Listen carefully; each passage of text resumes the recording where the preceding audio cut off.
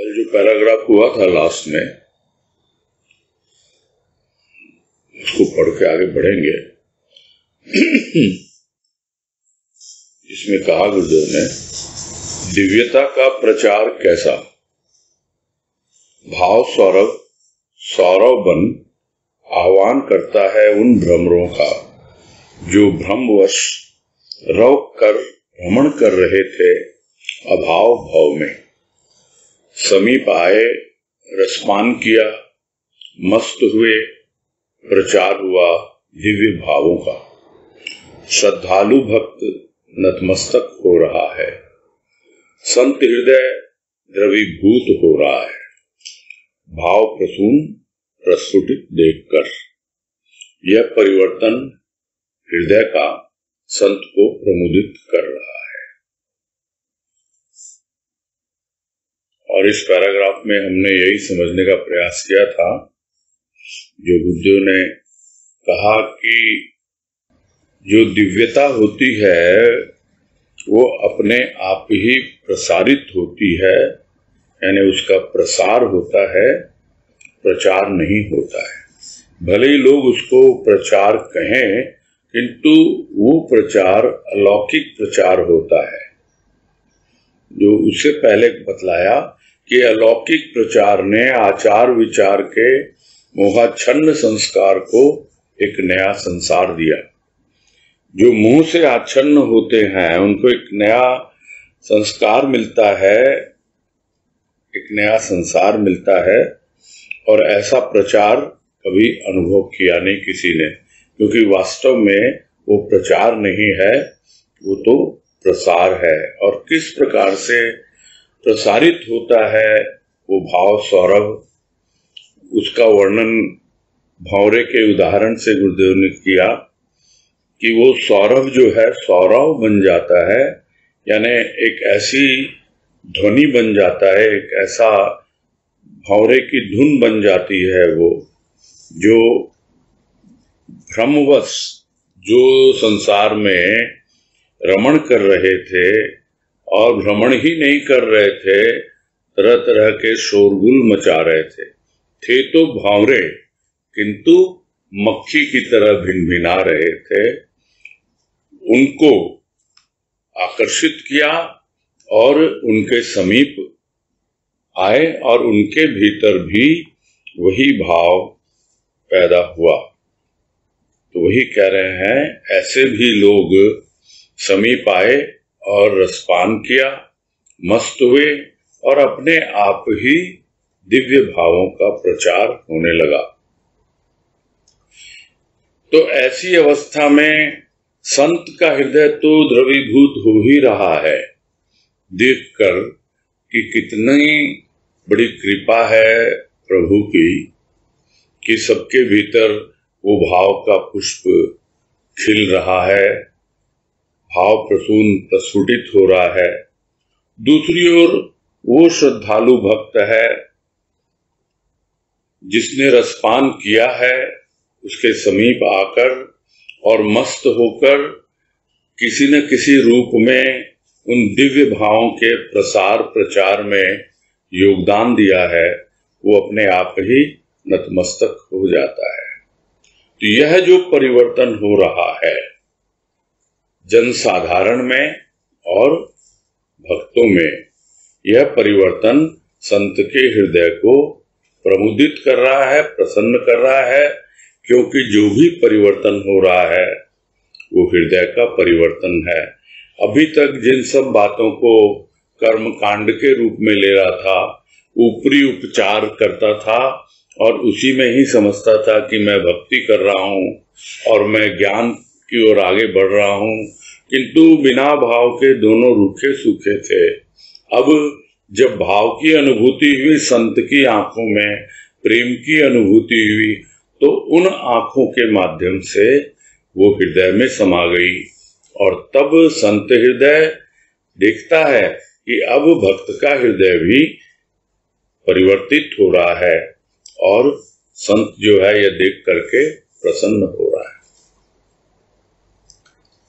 आज कह रहे हैं, आंखों में देखा किंतु आंखों से न देखा तो दर्शन मात्र का ही आनंद पाया।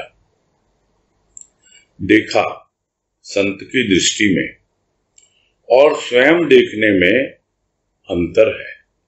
इस अंतर का भी अंत होता है जब अंतर का प्रत्येक भाव तर हो जाता है प्रेम गंगा में।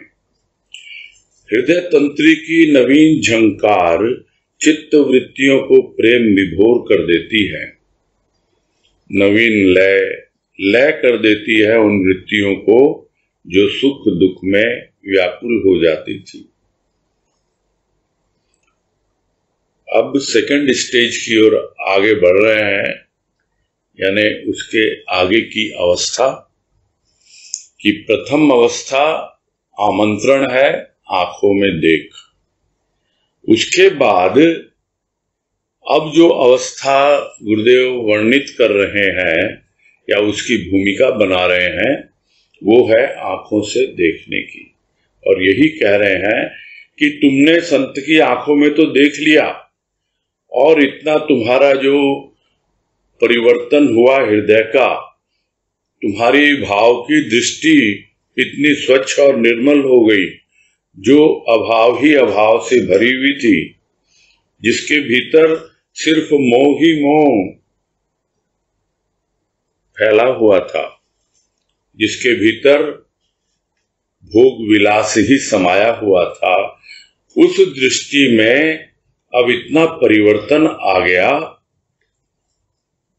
तो वो देखकर जब संत प्रसन्न होता है तो कहता है कि तुमने मेरी आंखों में तो देख लिया, किंतु मेरी आंखों से नहीं देखा, तो सिर्फ देखने का ही तो आनंद आया तुझे। तो देखा तो सही, कहां देखा? संत की दृष्टि में देखा, यानी उसकी आंखों में आंखें डालकर देखा, किंतु उस देखने में और अपने आप देखने में, यानी स्वयं देखने में अंतर है। क्या अंतर है? कि अभी हम उन आंखों के द्वारा संत के हृदय में जो प्रेम और भाव प्रवाहित हो रहा है, वहां तक पहुंचकर उसका अवगाहन कर रहे हैं और हमारे हृदय में भी परिवर्तन आ रहा है। धीरे धीरे हमारे हृदय में भी जब वो प्रेम और भाव प्रवाहित होने लगता है, तब हमें पता लगता है कि अब जो हम देख रहे हैं उसी प्रेम और भाव की दृष्टि से देख रहे हैं। अभी तक तो हम संत की आंखों में देख रहे थे और अब हम कहने को तो देख रहे हैं अपनी आंखों से, किंतु उन अपनी आंखों में अब संत की आंखें समाहित हो गई हैं, संत की आंखें उसके साथ जुड़ गई हैं, उस प्रेम और भाव के कारण जो संत ने हमारे हृदय में स्थापित कर दिया। यानी पहले आंखों से हृदय की यात्रा और फिर हृदय से हृदय का मेल, और उसके बाद जब हृदय से हृदय का मेल हो गया तब अपने हृदय में वही प्रेम और भाव समाहित हो गया, स्थापित हो गया। फिर धीरे धीरे जैसे ही वो अपनी आंखों से देखेगा तो भी वो आंखें उसकी अपनी आंखें नहीं होंगी, वो संत की आंखें ही होंगी। बस अंतर इतना है कि अभी तुमने सिर्फ देखा ही देखा है और स्वयं देख रहे हो अभी, तो दोनों में अंतर है। तो उस अंतर का अंत कहाँ होता है? जब अंतर का प्रत्येक भाव तर हो जाता है उस प्रेम गंगा में जो संत के हृदय में प्रवाहित हो रही है। यानी अब दोनों के बीच में कोई अंतर नहीं, यानी डिफरेंस नहीं। उसकी आंखों में और हमारी आंखों में अब कोई डिफरेंस नहीं। अब यह भी कोई नहीं कह सकता कि यह संत की आंखें हैं या ये हमारी आंखें हैं, क्योंकि अब आंखों का कोई स्थूल रूप नहीं है। अब उन आंखों का पूरी तरह सूक्ष्म रूप है। वो जो दृष्टि, वो जो आंखें अब प्रेम और भाव की हैं, और जब उस प्रेम और भाव में अवगाहन किया संत के अंतःकरण में, तो पूरी तरह प्रत्येक भाव सराबोर हो गया। उस प्रेम गंगा में पूरी तरह एकाकार हो गया भक्त का हृदय और संत का हृदय। फिर क्या अवस्था होती है? वो कह रहे हैं हृदय तंत्री की नवीन झंकार। फिर हृदय तंत्री में एक ऐसी झंकार पैदा होती है जो कभी नहीं सुनी थी, और वो अपने आप बजती है। वो बे आवाज की आवाज है। कहने को तो कोई बजाने वाला चाहिए किसी भी तंत्री को, किंतु उसको बजाने वाला कौन है? वो तो अपने आप बज रही है। कैसे बज रही है? क्योंकि वो प्रेम और भाव इस हृदय में आ गया जो संत के हृदय में था। तो यह जो हृदय तंत्री है, एक अलग ही झंकार एक नए रूप में प्रस्तुत कर रही है, और जितनी भी हमारी चित्त वृत्तियां हैं वो प्रेम और भाव में विभोर हो रही हैं, यानी पूरी तरह मस्त हो रही हैं, आनंदित हो रही हैं। पता ही नहीं लगता कि वो जो चित्त वृत्तियां सुख दुख में व्याकुल हो जाती थी, परेशान हो जाती थी, अब क्या हुआ उनके साथ? एक ऐसी अवस्था है जो ताल में ताल मिलाती है, लय में लय मिलाती है, और कुछ इस प्रकार से दोनों के स्वर एकीकृत हो जाते हैं, यानी उस नवीन लय में लय कर देती है समस्त चित्त वृत्तियों को। और यह झंकार ऐसा विभोर कर देती है, प्रेम विभोर, भाव विभोर। विभोर का मतलब होता है फिर और कुछ आपको है ही नहीं, होश ही नहीं है। एकदम कोई गा रहा है, हम उसके साथ गा रहे हैं, और हमको पता ही नहीं लगता कि हम गा रहे हैं। यानी हमारे सुर पूरी तरह उसके साथ लय हो गए।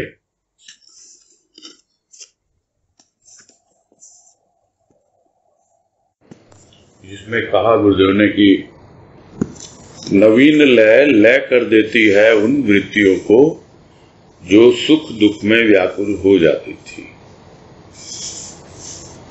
आगे कह रहे हैं, नया प्रभात बीती रात देखा देखने में बदला। अब किससे बदला लेगा? भाव बदला, कार्य बदले, बदले का भाव बदला, बद बोल, बद प्रतिज्ञा का भाव बदला।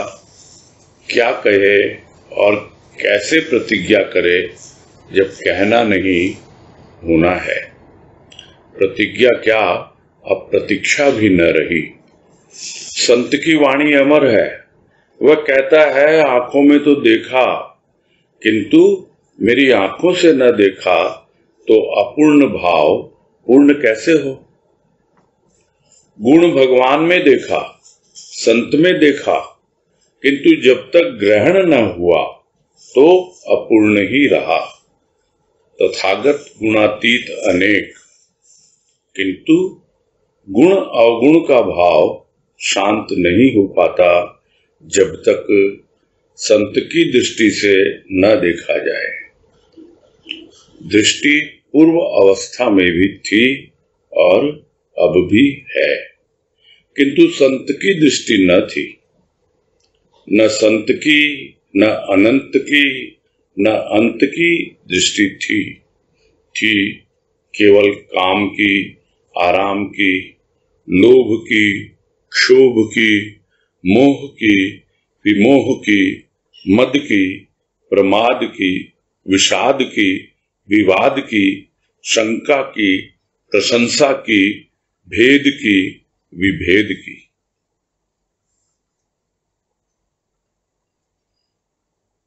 तो किस प्रकार दृष्टि परिवर्तित होती है वह थोड़ा सा पिछले पैराग्राफ में बताया, और अब इस पैराग्राफ में भी गुरुदेव बता रहे हैं कि क्या क्या परिवर्तन आते हैं, पहले क्या अवस्था थी और अब क्या अवस्था हो रही है।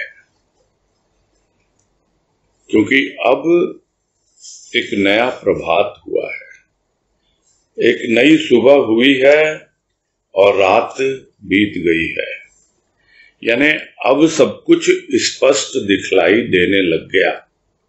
रात के अंधेरे में समझ में नहीं आ रहा था कि क्या सही है, क्या गलत है, क्या उचित है, क्या अनुचित है, किंतु अब रात जब बीती और प्रभात हुआ तो एक नई प्रभात यानी एक नया अनुभव, जिसका वर्णन पहले भी गुरुदेव ने किया पिछले पैराग्राफ में। तो क्या हुआ, क्या परिवर्तन हुआ? तो पहले तो देखा यानी उसकी आंखों में देखा। अब वो तो देखने की क्रिया थी, यानी अब वो बात अतीत की हो गई। देखा यानी अब अतीत में देखा मैंने, और अब क्या हुआ, वही देखने में बदला, यानी अब वर्तमान में मुझे देखना है। यानी रात बीती और प्रभात हुई, एक नवीन प्रभात, तो देख लिया जो देखना था, और अब देखना आ गया, और अब देखने की कोशिश कर रहा है कि क्या परिवर्तन हुआ है, और क्रिया वही है किंतु उसका स्रोत बदल गया। पहले वो क्रिया बाहर से भीतर की थी, यानी बाहर की आंखों से संत की आंखों में झांकना और उसके हृदय तक पहुंचना। अब जो है देखने की क्रिया भीतर से बाहर की है, यानी अपने भीतर जो कुछ आया, क्या उन आंखों में संत की आंखें, उसकी दृष्टि समाहित हुई? अगर हुई तो पता लगेगा। क्या पता लगेगा? कि अब किससे बदला ले। पहले तो लगता था इससे बदला लेना, उससे बदला लेना, इसने मेरे साथ ये किया, मेरे साथ वो किया, मैं भी इसके साथ ऐसा कुछ करूंगा। तब किससे बदला लेगा? क्योंकि भाव बदल गया, बदले का भाव बदल गया, इसीलिए अब कार्य बदल गए।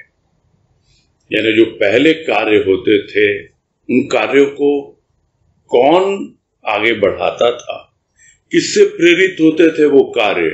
भीतर की भावना से। अब भीतर की भावना जब बदल गई तो स्वाभाविक है कार्य भी बदल गए। हम समझते हैं बाहरी कर्म होते हैं, किंतु ये जो बाहर कर्म होते हैं उसके पहले हमारे भीतर कर्म होते हैं। यानी स्थूल कर्म बाद में आते हैं, सूक्ष्म कर्म पहले आते हैं। सूक्ष्म कर्म क्या है? हमारे वैचारिक कर्म है, जो हम विचारों के द्वारा सोचते हैं, करते हैं। और जो बिना विचारे करता है तो वो तो बाद में पछताता है। जो कबीर ने कहा, बिना विचारे जो करे सो पाछे पछता है। तो यह जो कार्य होता है बाहर, वो बदल जाता है, क्योंकि भीतर वैचारिक कर्म बदल गए, भाव बदल गए, इसलिए। और बदले का भाव भी बदल गया। पहले बोल बद थे, बद यानी बुरे। क्या थे? बोल, जो भी बोलता था। जैसे मुंह से गलत ही गलत बातें, बुरी ही बुरी बातें निकलती थी। क्यों निकलती थी? क्योंकि भीतर की भावना वैसी थी। और अब जब हृदय परिवर्तन हुआ तो अपने आप ही वो बोल बदल गए, वो भाषा बदल गई, वो शैली बदल गई, तौर तरीके बदल गए। और बद प्रतिज्ञा का भाव बदला। पहले प्रतिज्ञा करता हूं कि मैं तुमसे बदला लूंगा, न जाने कितने इतिहास भरे हुए हैं इससे।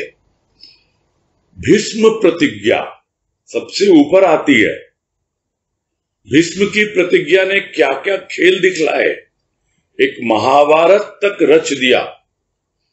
उस बद प्रतिज्ञा ने भीष्म समझ नहीं पाया, लेकिन समझना है सबको। कहने को हम कहते हैं कि प्रतिज्ञा ऐसी होनी चाहिए, वैसी होनी चाहिए। यहां यही कह रहे हैं गुरुदेव कि बद प्रतिज्ञा का भाव बदला।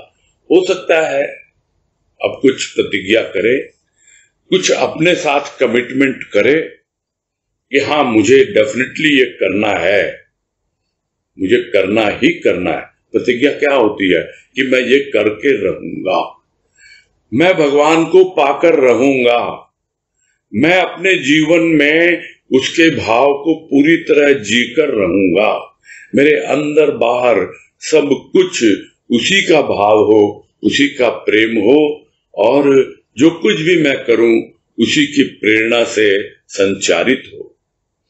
यह भीतर में अपने आप से कमिटमेंट करना है। तो रूप बदल गया। पहले दूसरे के लिए करता था कि मैं इसके साथ ये कर दूंगा, मैं उसके साथ वो कर दूंगा, मैं इसकी प्रतिज्ञा करता हूं, उसकी प्रतिज्ञा करता हूं, और अब अपने ही आप से, अपने ही आप को, इसको कहते हैं एक रिजोल्यूशन ले रहा है, एक प्रतिज्ञा कर रहा है कि हाँ अब मुझे सही दिशा में आगे बढ़ना है। वो भाव बदल गया। अब किससे कहे, क्या कहे और कैसे प्रतिज्ञा करे? अब तो हो गया। प्रतिज्ञा करे भी तो क्या करे और किसी से कहे भी तो क्या कहे? ये तो भीतर की बातें हैं। अपने आप से ही समझना है कि जब कहना नहीं है अब तो हो जाना है। हमेशा हमेशा के लिए अपने प्रभु का हो जाना है। अब तो दोनों ही चीजें चली गई, प्रतिज्ञा भी चली गई और प्रतीक्षा भी चली गई। यानी अब जो कुछ भी अपने आप से कमिटमेंट किया था वो भी पूरा हो गया। और कितना इंतजार करूं प्रभु, कब वो समय आएगा जब मैं भी तुम्हारी आंखों से देखूंगा, जब मैं भी तुम्हारे प्रेम और भाव की दृष्टि से अपने आप को और सारी दुनिया को देखूंगा। बदल गया। अब कोई प्रतीक्षा नहीं है। क्यों? क्योंकि संत की वाणी क्या कहती है? मेरी आंखों में तो देखा किंतु मेरी आंखों से न देखा। और संत की वाणी अमर है। उसकी आंखों में तो देख लिया, अब आंखों से भी देखना सीख रहा है। और जो भी अपूर्णता जीवन में है वो पूर्णता की ओर बढ़ रही है। तो यदि उसकी आंखों से हम नहीं देखेंगे तब तक हम अपूर्ण ही बने रहेंगे। यानी हमेशा हमको लगेगा कि हमें और प्रेम चाहिए और भाव चाहिए। हमारा भाव पूर्णता की ओर बढ़ेगा ही नहीं, हमेशा अभाव ही लगा रहेगा। भले ही वस्तुओं का ना हो, प्रेम और भाव का ही अभाव लगा रहे। किंतु अब प्रतीक्षा नहीं करनी है। अब वो आह्वान कर रहा है, कह रहा है कि मेरी आंखों से देख। यदि मेरी आंखों से नहीं देखा तुमने तो फिर क्या देखा? किस प्रकार से तुम्हारे भीतर जो भी कमियां हैं, जो भी अपूर्णता है वो पूर्ण होगी। अपूर्ण भाव पूर्ण होता है जब हम उसकी आंखों से देखते हैं अपने आप को। जब अपनी आंखों से अपने आप को देखते हैं तो उसमें हमारा स्वार्थ होता है। किंतु जब उसकी आंखों से अपने आप को देखते हैं तो हमारी आंखें निर्शील विवेकी हो जाती हैं। हम सही गलत का निर्णय लेना सीख जाते हैं। हमको पता लगता है कि अभी तक हमारी आंखों में इन विचारों की कितनी गंदगी समाई हुई थी। तो अब अपूर्णता से पूर्णता की ओर बढ़ना है। तो गुण तो देखा, सभी में देखा, भगवान में भी देखा, संत में भी देखा। गुण तो देखा, बाबा में देखा। क्या गुण है बाबा का? ज्ञान। क्या गुण है सदगुरु का? प्रेम और भाव देख लिया। कहां देखा? उनकी आंखों में देखा। बाबा की आंखों में देखा तो ज्ञान ही ज्ञान दिखलाई दिया। गुरुदेव की आंखों में देखा तो प्रेम ही प्रेम, भाव ही भाव दिखलाई दिया।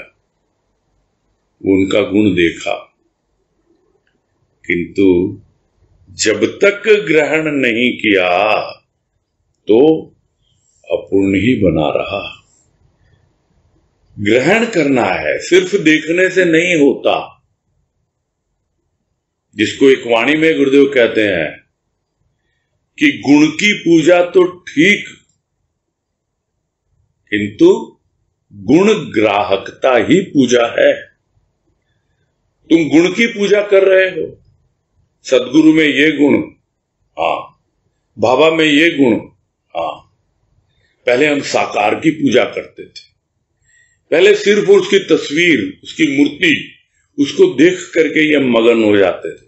वाह वाह, क्या श्रृंगार है, कितने सुंदर हैं, कितने जच रहे हैं, जैसे एकदम से खींच रहे हैं हमको। बहुत कुछ लगता था, लेकिन वो जितनी भी उसकी प्रशंसा होती थी, तारीफ होती थी, वो बाहर के रूप की होती थी। और अब जब गुणों की पहचान होने लग गई उसकी आंखों में देखते देखते, तब अब हम गुण की पूजा करने लगते हैं। यानी पहले साकार की पूजा, फिर सगुण की पूजा। अक्सर हम सगुण साकार एक साथ बोलते हैं, लेकिन ज्यादातर लोग साकार की पूजा में ही लगे रहते हैं, क्योंकि गुण उनको दिखलाई देते ही नहीं। इसलिए नहीं दिखलाई देते क्योंकि वो आंखों में नहीं देखते।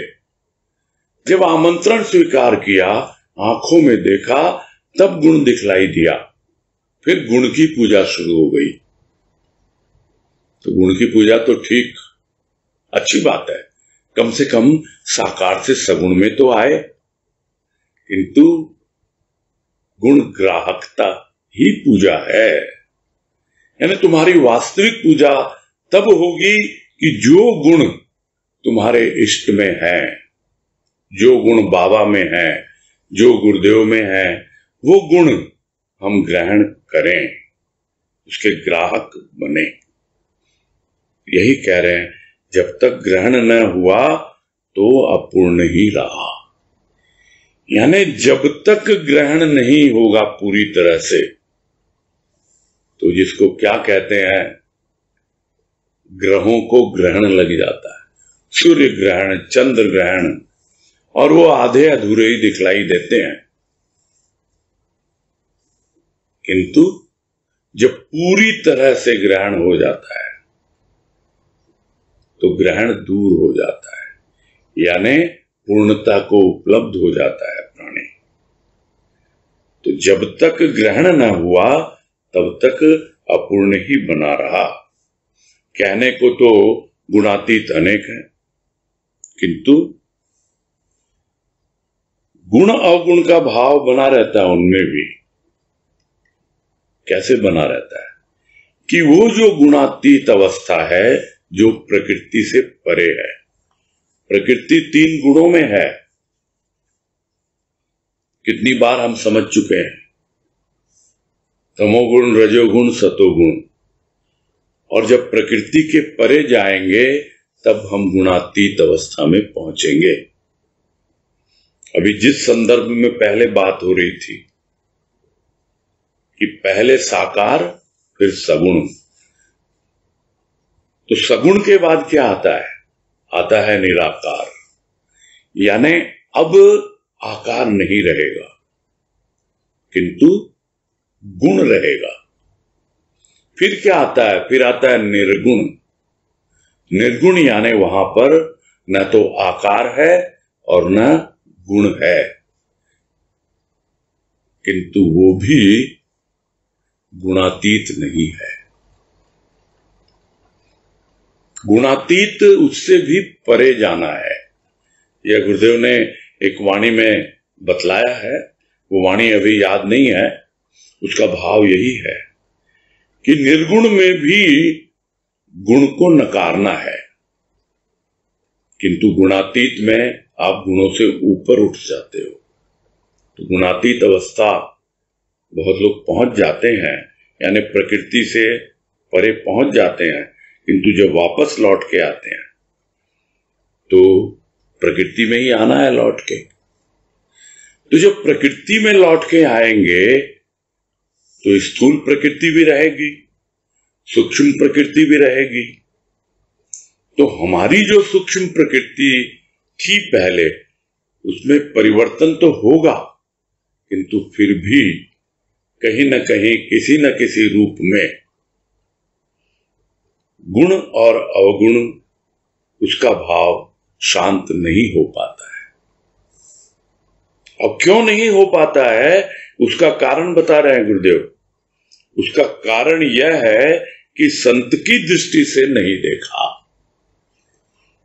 संत की कृपा से तुम गुणातीत अवस्था तक तो पहुंच गए, लौटकर आकर देखा दुनिया को, प्रकृति को देखा, बाहरी प्रकृति, स्थूल प्रकृति, भीतर की प्रकृति, सूक्ष्म प्रकृति, सबको देखा, किंतु फिर भी गुण अवगुण रह गया। वो भाव शांत नहीं हुआ, क्योंकि संत की दृष्टि से नहीं देखा, उसकी आंखों से नहीं देखा। उसकी आंखों से देखना सीखना है। कितना स्पष्ट रूप से गुरुदेव ने यहां हमें समझा दिया कि भले ही तुम आत्मबोध को उपलब्ध हो जाओ, गुणातीत अवस्था को पहुंच जाओ, किंतु लौट के आके भी गुण अवगुण का भाव शांत होना आसान नहीं है, जब तक तुम उसकी आंखों से न देखो, संत की आंखों से न देखो। दृष्टि थी पूर्वावस्था में भी और अब भी है, किंतु अंतर क्या था? संत की दृष्टि नहीं थी, इसीलिए गुण अवगुण बने रहे, और न संत की दृष्टि थी, न अनंत की, न अंत की। यानी कुछ उसे समझ में ही नहीं आ रहा था कि मैं किसकी दृष्टि से देख रहा हूं।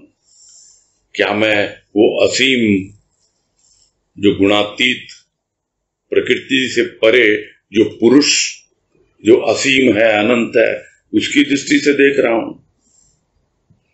क्या मैं अपने सीमित दायरे में, जो मैं अपने देह में बंधा हुआ हूं, जिसका अंत होने वाला है, उसकी दृष्टि से देख रहा हूं?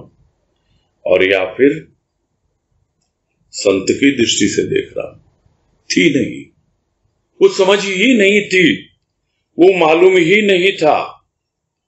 दृष्टि पहले भी थी और अब भी है, किंतु संत की दृष्टि जब तक नहीं आती इन आंखों में, तब तक क्या रह जाता है, क्या था और क्या है, वही कह रहे हैं थी।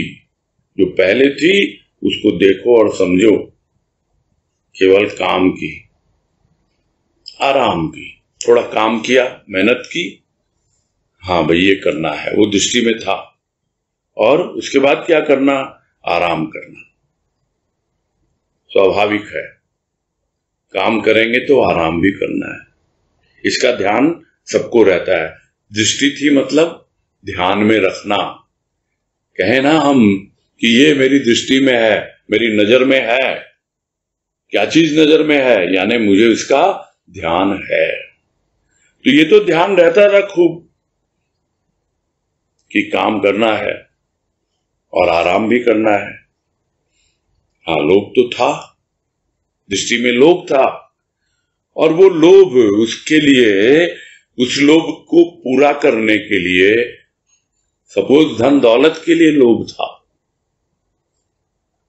उसकी प्राप्ति के लिए कितना सचेष्ट रहता था, और जब वो पूरा नहीं होता तो कितना क्षोभ होता था, कितना भीतर ही भीतर अफसोस होता था, क्रोध आता था अपने आप पर। वो दृष्टि थी, मोह की दृष्टि थी, आंखों में मोह था। लेकिन यदि मोह में इतना डूब जाता कि बिल्कुल ही विमोहित हो जाता, यानी होश ही न रहता, बेहोशी की अवस्था बन जाती। वो दृष्टि तो थी मद की थी, बहुत घमंड था, बहुत अहंकार था। और जब वो पूरा हो जाता था तो क्या होता था, वो मद जो है वो हमारे भीतर प्रमाद लेके आता था। प्रमाद यानी इतनी सुस्ती, इतना भ्रम। हम सोचते कि इस बात से एकमात्र तरीका क्या है लोगों से काम लेने का, अपना घमंड दिखलाओ, मैं ये मैं वो, तब सब करेंगे काम तुम्हारा। मैं तुम्हारा ये कर दूंगा, मैं तुम्हारा ये बिगाड़ दूंगा, मैं तुम्हारा सत्यानाश कर दूंगा, तुम क्या समझते हो मुझको। और इस प्रकार जब अपना घमंड दिखलाता और वो पूरा हो जाए तब कितना भ्रम पैदा होता है प्राणी को कि हाँ यही एक तरीका है काम करने का। और फिर इतना भ्रम, इतना आलस कि बस एक तरीका मिल गया और उसी में हम लगे हुए हैं, किसी और तरीके से प्रयास ही नहीं कर रहे हैं। कितना दुख, कितना विषाद, और वो भी न हो तो वाद विवाद, लोगों से बहस करना, कुछ और नहीं तो इन आंखों में ये ध्यान रहे भाई ये सही है गलत है, कहीं इसको ये प्रॉब्लम तो नहीं, कहीं ये नहीं, माने हर एक को शंका की दृष्टि से देखना। और जिससे काम बन गया, जिसने हमारे अहंकार को पूरा कर दिया, जो हमें चाहिए वो मिल गया, तो खूब उसको प्रशंसा की हमने। और नहीं तो फिर शंका की, क्या है मेरा काम करेगा क्या। तो इस तरह से यही समझा रहे हैं गुरुदेव कि कितना इस दृष्टि में, किन किन रूपों में हमने इन सब बातों का ध्यान रखा है, और कितना हमारी दृष्टि में शंका, प्रशंसा और भेद दृष्टि तो बड़ी मुश्किल से दूर होती है, बहुत बहुत कठिन है। और विभेद यानी विशेष रूप से आपको समझ में आने लग जाए कि हमारी दृष्टि में भेद है, यह और भी कठिन। तो यह जितनी भी हमारी दृष्टि की अवस्था थी, लगता है गुरुदेव ने कुछ भी नहीं छोड़ा, इसमें कुछ भी बताने को बाकी नहीं रहा कि किस प्रकार की दृष्टि थी, क्योंकि उस दृष्टि में न तो संत की दृष्टि थी, न अनंत की दृष्टि थी और न अंत की थी। भले ही गुणातीत अवस्था को पहुंच जाते हों लोग, किंतु वो अवस्था थी। अब उनको विचार करना है कि क्या अब भी वही अवस्था है, क्योंकि गुण अवगुण का भाव बना रहता है। वो गुण अवगुण का भाव शांत नहीं हो पाता है जब तक हम उसकी आंखों से नहीं देखेंगे, संत की आंखों से नहीं देखेंगे। तो जब तक संत की दृष्टि से न देखा जाए तब तक हमारी दृष्टि पूरी तरह से शुद्ध और स्वच्छ नहीं होती, निर्मल नहीं होती। बस आज यही पूरा।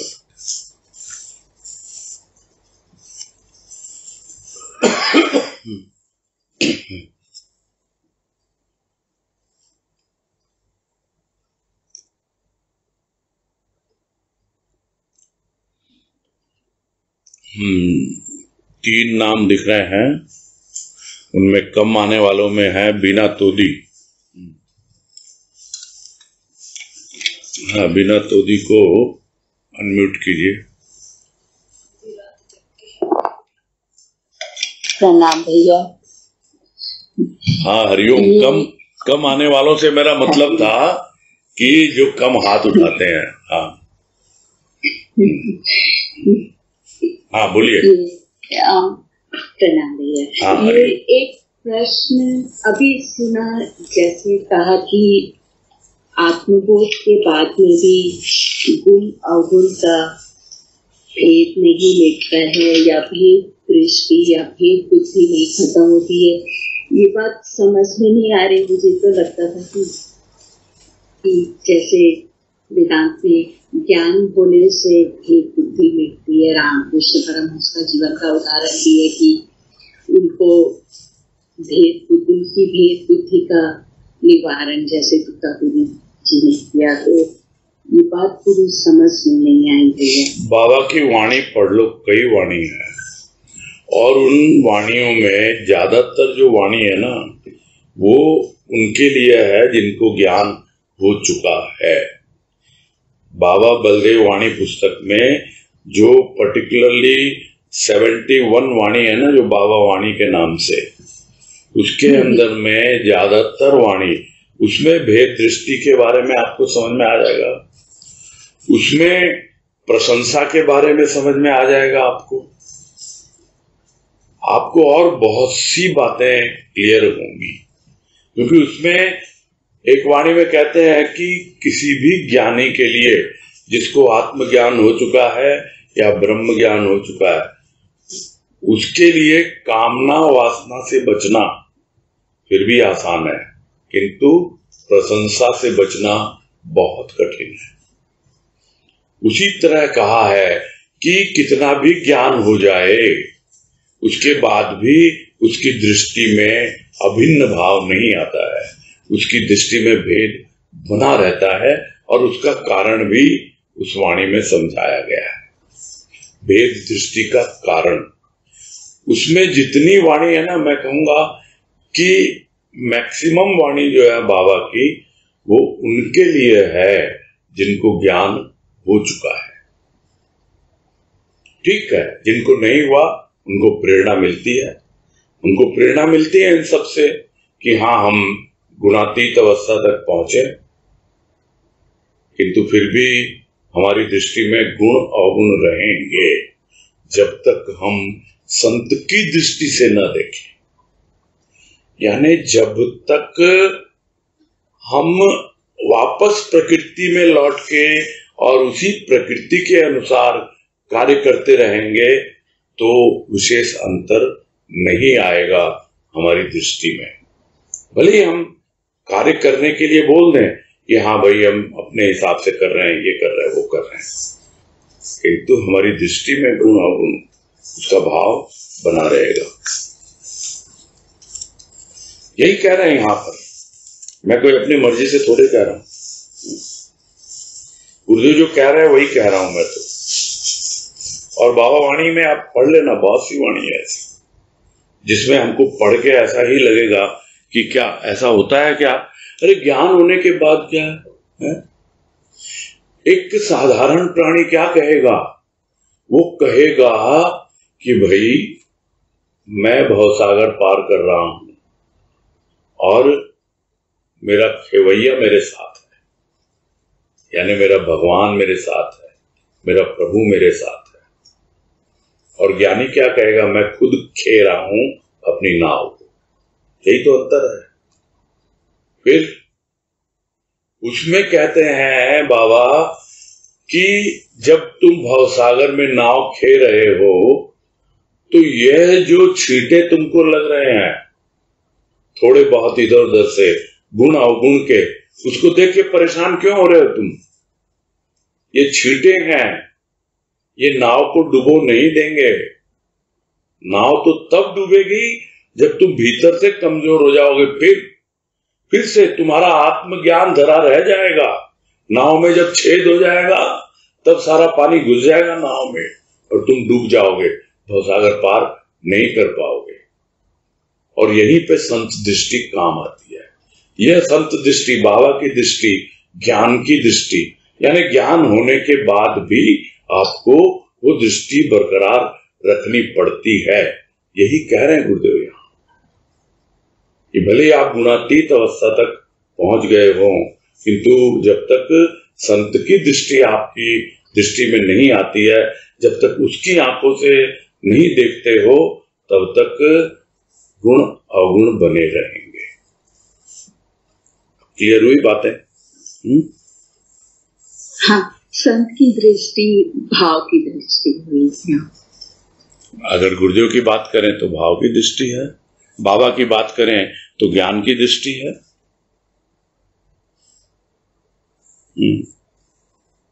बाकी भाव में तो ज्ञान भी आता ही है ना। भाव में तो ज्ञान भी आता है, भक्ति भी आती है, सब आता है। चलो ठीक है।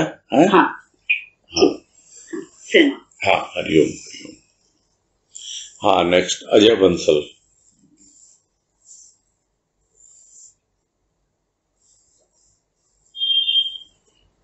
हाँ भैया प्रणाम। हाँ नमस्कार, बोलिए।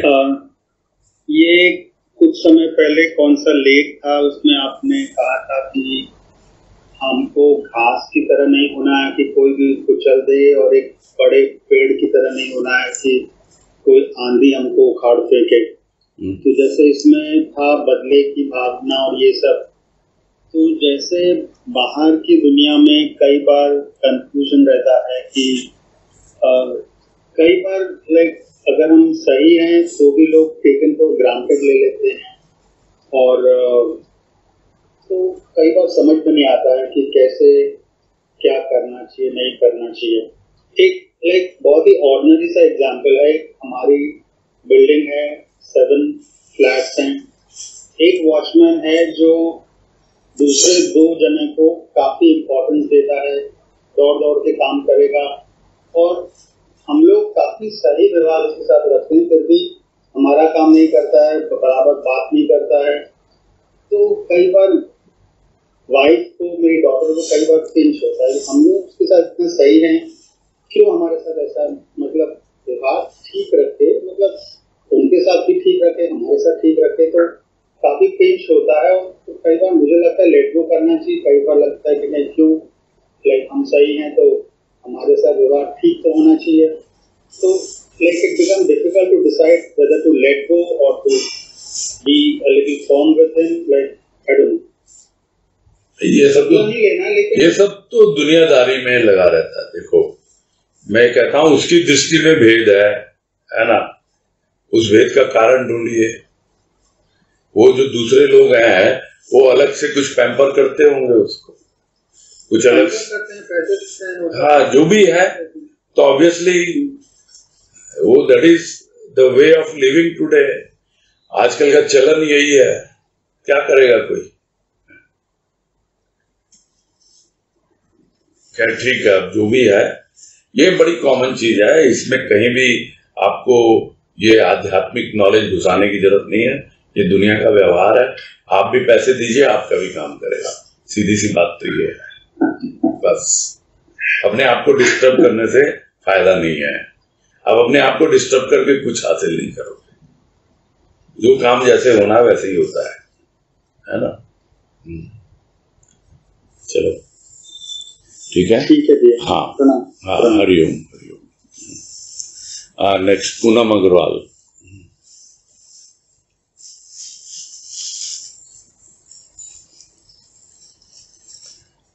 बोलिए।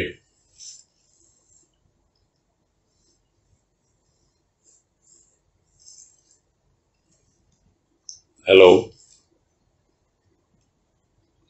अनम्यूट भी हो गया, आवाज नहीं आ रही है।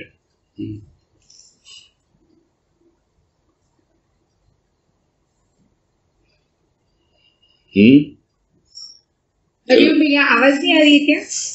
तो मैं बोल रहा हूँ, औरों को तो सुन रहा होगा। आपकी आवाज नहीं आ रही थी, अब वजह आपको पता होना चाहिए। खैर बोलिए। हरिओम भैया। हाँ हरिओम। आवाज? हाँ बिल्कुल आ रही है। भैया ये जो 12 नंबर पेज में परसों जो बात आई थी ना, लास्ट पैराग्राफ पे 12 नंबर पेज पे, 1 मिनट।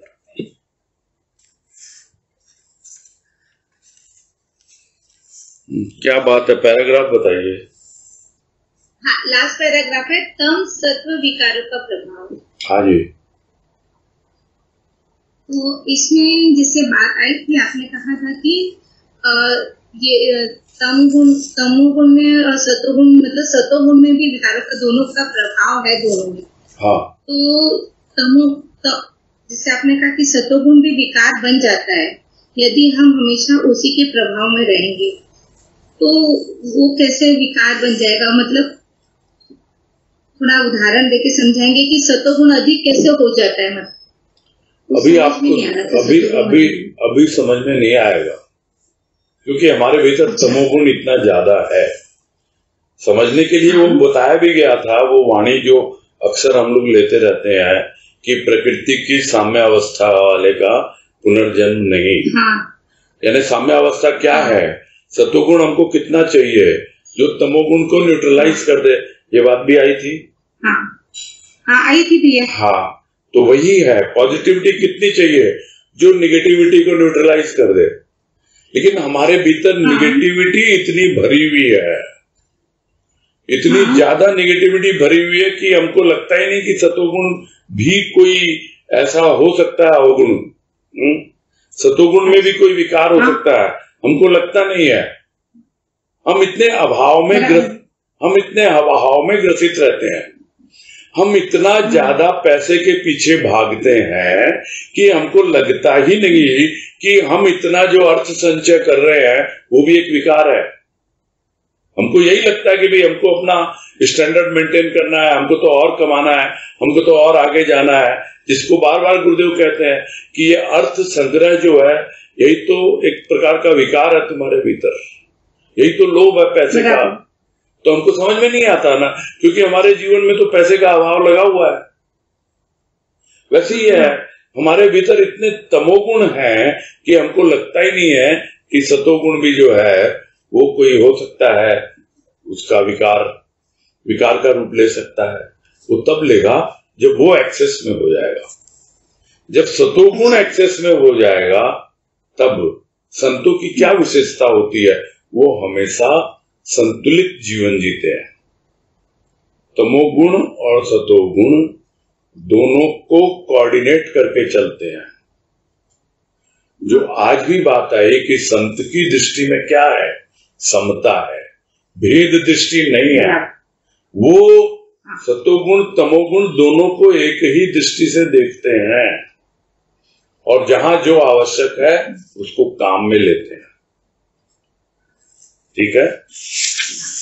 हाँ भैया, हाँ क्लियर हो गई ना बात? हाँ क्लियर हो गई भैया, समझ आ गई अच्छे से। हाँ ठीक, थैंक यू भैया। हाँ हरिओम हरिओम। अभी अनीता तुलसियान को थोड़ा वेट करना पड़ेगा। पूजा हेतम सरिया को चांस दूंगा मैं। हरिओम चाचा जी। हाँ हरिओम, बोलो चाचा जी। जैसे आज एक बात आई बदले की भावना वाली बात, और सी एक बात आई कि हमें अपने से वादा करना है। हाँ जी। मतलब हमें बाहर के लिए वादा नहीं करना है, अब अपने अंदर से वादा करना है स्वयं के लिए।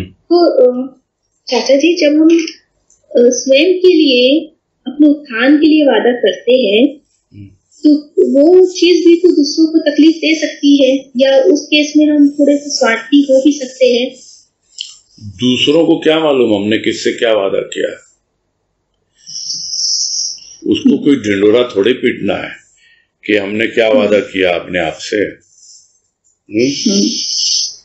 देखिए, जिसको मालूम है उसका क्या लक्ष्य है, लक्ष्य का निर्धारण करना है, लक्ष्य तक पहुंचना है, ये खुद को मालूम होता है। और अपना बिल्कुल वन ट्रैक माइंड होता है और बस उसी पे चलते रहते हैं। हम दुनिया के काम भी करते रहते हैं, दूसरे को कोई लेना देना नहीं। ठीक है? स्वार्थी क्यों कहते हैं लोग? क्योंकि हम दुनिया की तरह व्यवहार नहीं करते। दुनिया हमसे उम्मीद करती है कि ये भी जैसे और लोग करते हैं वैसे ही करे, लेकिन हम वैसा नहीं करते, उनके अनुसार नहीं चलते। इसीलिए बोलते हैं लोग कि ये स्वार्थी हैं, अन्यथा कोई बोलेगा नहीं। तो हमको जिसके साथ जितना जैसा व्यवहार निभाना है, जो हमारे कर्तव्यों में आता है, उसको तो पालन करना ही है हमको। और हमने अपने आप से जो कुछ भी कमिटमेंट किया है वो तो हमारे अपने अंदर की बात है। उसके किए बगैर हमको मालूम नहीं पड़ेगा। जो आगे गुरुदेव कह रहे हैं कि जो भी हमने प्रतिज्ञा और प्रतीक्षा की, क्योंकि प्रतीक्षा पूर्ण हुई नहीं है, अभी प्रतिज्ञा पूर्ण हुई नहीं है, प्रतिज्ञा और प्रतीक्षा पूर्ण कब होती है? जब हमें संत की आंखें मिलती हैं, तब जाकर के मालूम पड़ता है कि हम देखना सीख गए। अब अन्यथा लगे रहेंगे तो बातें भी सुनते रहेंगे, वाणी भी सुनते रहेंगे, उनके लेख भी पढ़ते रहेंगे, सब कुछ होगा जो बाद में कहा हाँ कि ठीक है, गुण की बातें तो बहुत सुनी है? गुण तो देखा भगवान में, गुण तो देखा संत में, किंतु गुण ग्रहण क्या किया उनसे तुमने? वैसे ही है, बातें बातें सुनने करने से नहीं होता है। अपना जीवन हम सीखें कि हमको कैसे आगे बढ़ना है। लोग तो कह देते हैं भाई हम तो संत नहीं है, लेकिन ठीक बात है, संत नहीं है, संत की संतान तो है ना हम।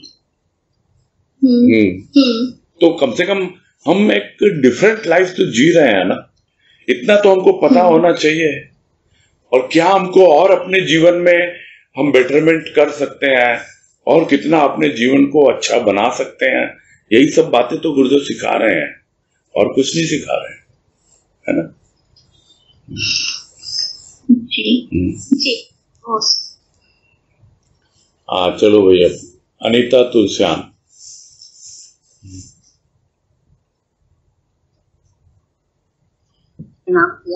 हाँ नमस्कार, बोलिए।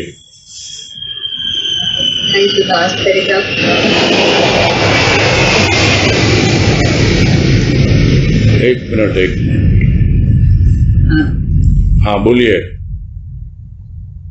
तथागत गुणातीत अनेक, गुण अवगुण का भाव शांत नहीं। बाकी बात तो समझ में आती, लेकिन तथागत गुणातीत का क्या अर्थ है? एक बात तो ये, जो लोग गुणातीत हो जाते हैं उनको लोग तथागत का नाम दे देते हैं। अच्छा। जैसे भगवान बुद्ध, यहाँ भगवान बुद्ध से गुरुदेव का अभिप्राय नहीं है, उनका अभिप्राय भगवान बुद्ध से नहीं है, लेकिन उनका अभिप्राय यही है कि तथागत तो अनेक मिल जाते हैं, यही कह रहे हैं ना, तथागत गुणातीत अनेक, किंतु गुण अवगुण का भाव शांत नहीं हो पाता है। तो कहलाने वाले ऐसे नहीं है, मतलब जो हो गए हैं उनके लिए। हाँ, ये नहीं है, तथा कथित नहीं कहा गुरुदेव ने।